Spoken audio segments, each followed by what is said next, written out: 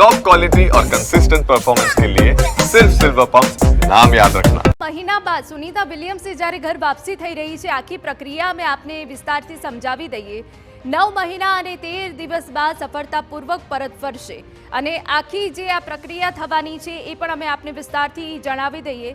સવારે 10:30 કલાકની આસપાસ ડ્રેગન સ્પેસક્રાફ્ટનું અનડોકિંગ થવાનું છે। અનડોકિંગની જે આખી પ્રક્રિયા રહેવાની છે એ જ મહત્વપૂર્ણ પાર્ટ રહેવાનો છે।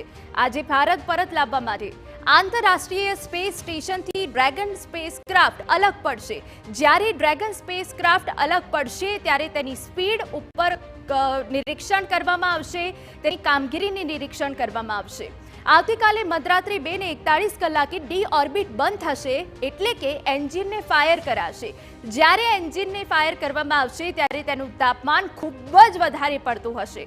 પૃથ્વીના વાતાવરણમાં પ્રવેશ્યા પછી આવતીકાલે સવારે 3:27 લેન્ડ થશે અને આ લેન્ડ ક્યાં થવાનું છે એ પણ અમે આપને જણાવી દઈએ। અમેરિકાના ફ્લોરિડાના દરિયાકાંઠે સ્પેસક્રાફ્ટ પાણીમાં લેન્ડ કરશે તેવી પણ અહીંયા વિગતો મળી રહી છે। આખી જે અનડોકિંગની જે પ્રક્રિયા રહી છે એ સિવાય ફાયરની આખી જે પ્રક્રિયા રહેવાની છે, આ ખૂબ મહત્વપૂર્ણ પડાવ છે કે જેનાથી અમેરિકાના ફ્લોરિડાના દરિયાકાંઠે સ્પેસક્રાફ્ટ પાણીમાં